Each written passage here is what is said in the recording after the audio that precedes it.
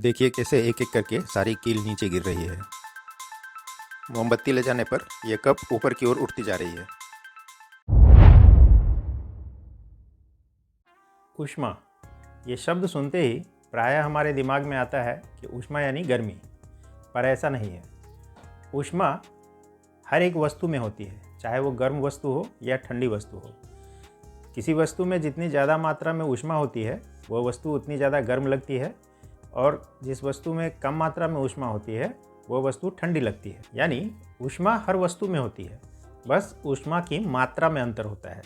किसी वस्तु में ऊष्मा की मात्रा को हम लोग तापमान कहते हैं, और इस तापमान को थर्मामीटर की सहायता से मापा जा सकता है।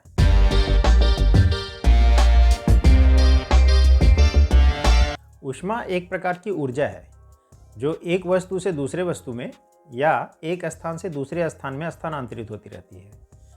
उदाहरण के लिए हम लोग आग जलाते हैं और उसके ऊपर बर्तन रखकर पानी गर्म कर लेते हैं।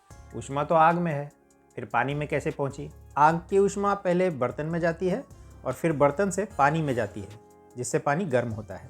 आपने देखा होगा कि अगर हम एक रॉड को हाथ से पकड़कर आग में गर्म करें तो थोड़ी देर के बाद हमारे हाथों पर भी जलन होने लगती है। तो उस आग की ऊष्मा रॉड के उस सिरे से इस सिरे तक, हमारे हाथ वाले सिरे तक कैसे पहुंची?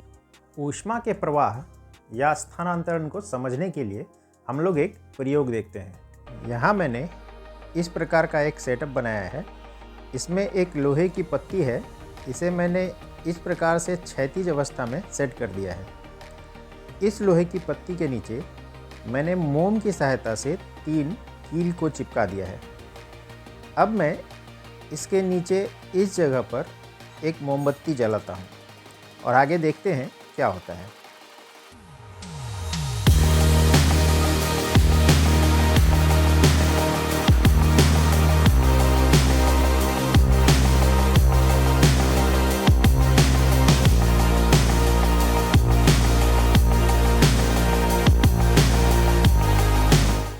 इस प्रयोग में हमने देखा कि मोमबत्ती की ऊष्मा से पहले यह भाग गर्म होता है, फिर इस भाग की ऊष्मा धीरे धीरे इस ओर बढ़ने लगती है, जिससे मोम पिघलने के कारण एक एक करके ये कील गिर जाते हैं।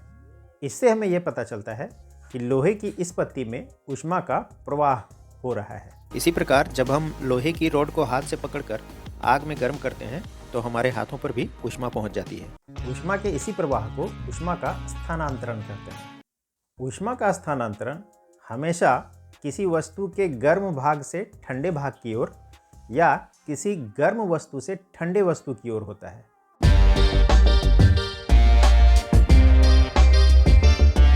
सभी वस्तुओं में ऊष्मा का प्रवाह एक जैसा नहीं होता है। हम लोग जानते हैं कि पृथ्वी पर पदार्थ की मुख्यतः 3 अवस्थाएं होती हैं: ठोस, द्रव और गैस। तीनों प्रकार की वस्तुओं में ऊष्मा का स्थानांतरण अलग अलग विधियों से होता है। ये विधियां हैं चालन, संवहन और विकिरण। आइए अब हम लोग विस्तार से इन तीनों विधियों के बारे में जानते हैं। ठोस वस्तु में उसके कण या अणु स्थिर होते हैं, वो अपना स्थान नहीं छोड़ सकते हैं। जब हम लोग किसी ठोस वस्तु को गर्म करते हैं तो उसके गर्म होने वाले भाग के कण बिना अपना स्थान छोड़े अपनी ऊष्मा को अपने पास वाले कण को स्थानांतरित कर देते हैं, और ये प्रक्रिया आगे चलती रहती है। इस प्रकार ये ऊष्मा ठोस वस्तु जैसे लोहे की छड़ के एक सिरे से दूसरे सिरे में पहुंच जाती है। ऊष्मा के स्थानांतरण की ऐसी प्रक्रिया को, जिसमें गर्म होने वाले कण बिना अपना स्थान छोड़े अपने पास वाले कण को ऊष्मा स्थानांतरित करते हैं, ऐसी प्रक्रिया को चालन विधि कहते हैं। यानी ठोस पदार्थों में चालन विधि से ऊष्मा का स्थानांतरण होता है। पर क्या द्रव और गैसों में भी इसी विधि से ऊष्मा का स्थानांतरण हो सकता है? आइए पहले हम लोग एक प्रयोग देखते हैं। इस प्रयोग के लिए मैंने इस प्रकार का एक सेटअप बनाया है। इसमें 2 कप को धागे की सहायता से पेंसिल के 2 सिरों पर बांध दिया गया है और पेंसिल को ठीक बीच में से धागे की सहायता से टांग दिया गया है। अब मैं एक जलती हुई मोमबत्ती को एक कप के नीचे ले जाता हूं और देखते हैं क्या होता है। देखिए, जिस कप के नीचे मोमबत्ती है वह कप कैसे ऊपर की ओर उठ रहा है? दरअसल हवा जब गर्म होती है तो वो फैलती है और ऊपर की ओर उठती है, और जो हवा ऊपर उठ जाती है उसका स्थान लेने के लिए आसपास की ठंडी हवाएं आ जाती है। फिर वो हवा गर्म होकर ऊपर उठती है और उसका स्थान लेने के लिए फिर आसपास की ठंडी हवाएं आ जाती है। ये प्रक्रिया लगातार चलती रहती है। जब हम बर्तन में पानी को गर्म करते हैं तो पहले नीचे का पानी गर्म होकर ऊपर उठता है और फिर उसके स्थान पर आसपास का ठंडा पानी आ जाता है। फिर वहाँ से पानी गर्म होकर पहले ऊपर उठता है, फिर उसके आसपास का पानी उसका स्थान लेने के लिए आ जाता है। ये प्रक्रिया लगातार चलती रहती है और इस प्रकार धीरे धीरे पानी उबलने लगता है। चालन विधि में हमने देखा था कि ठोस पदार्थों में जब हम लोग ठोस पदार्थ को गर्म करते हैं तो उसका एक सिरा जब गर्म होता है, उसका कोई भी भाग जब गर्म होता है तो गर्म होने वाला भाग बिना अपना स्थान छोड़े अपनी ऊष्मा को पास वाले भाग को स्थानांतरित करता रहता है।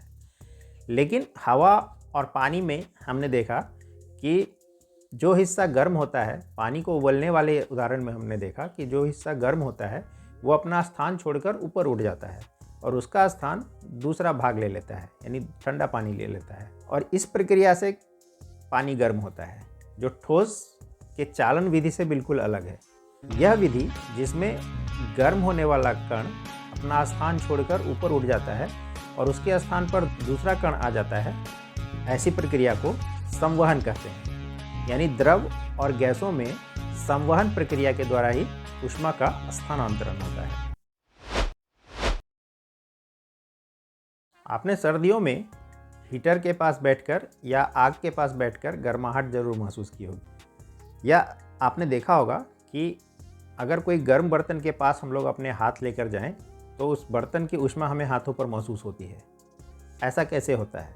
आखिर उस बर्तन की ऊष्मा हमारे हाथों तक कैसे पहुंचती है, या हीटर की ऊष्मा हमारे शरीर तक कैसे पहुंच जाती है? ये कौन सी विधि से पहुंचती है? क्या ये संवहन है? क्या ये चालन है?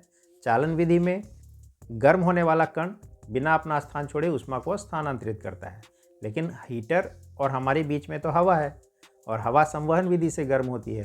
तो अगर हवा गर्म होगी संवहन विधि के कारण, हीटर के सामने वाली हवा गर्म होकर ऊपर उठ जाएगी, हमारे पास तो आएगी नहीं। दरअसल जितनी भी गर्म वस्तुएं होती है वो अपने ऊष्मा को अपने आसपास के वातावरण में छोड़ने लगती है। ये ऊष्मा को छोड़ने की जो प्रक्रिया है इसी को विकिरण कहते हैं।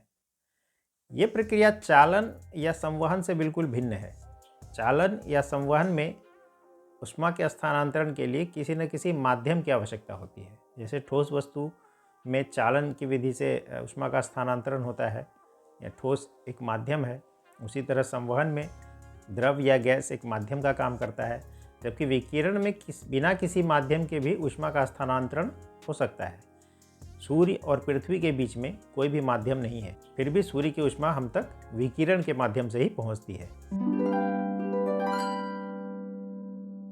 क्या सभी पदार्थों में ऊष्मा का स्थानांतरण होता है? यदि हम एक लकड़ी के सिरे को आग में गर्म करें तो क्या दूसरे सिरे पर हमारे हाथ तक ऊष्मा पहुंचेगी? नहीं आती है, क्योंकि पृथ्वी पर सभी वस्तुएं ऊष्मा को एक सिरे से दूसरे सिरे पर नहीं भेज पाती है। ऐसी वस्तुएं जो ऊष्मा को अपने एक सिरे से दूसरे सिरे तक जाने देती है, ऐसी वस्तुओं को ऊष्मा का सुचालक कहते हैं। और ऐसी वस्तुएं जो ऊष्मा को अपने एक सिरे से दूसरे सिरे तक नहीं जाने देती है, ऐसी वस्तुओं को ऊष्मा का कुचालक कहते हैं। ज़्यादातर धातुएं जैसे लोहा, सोना, चांदी, तांबा, पीतल इत्यादि, ये सारी ऊष्मा की सुचालक होती है। और ज़्यादातर धातुएं जैसे लकड़ी, कोयला, प्लास्टिक, ये सारी ऊष्मा की कुचालक होती है। कुछ अधातुएं जैसे शीशा, ये ऊष्मा के सुचालक होती है। अगर आज की वीडियो से आपने कुछ सीखा है तो वीडियो को लाइक ज़रूर करें और शेयर ज़रूर करें। मिलते हैं फिर किसी नए वीडियो में, तब तक के लिए गुड बाय।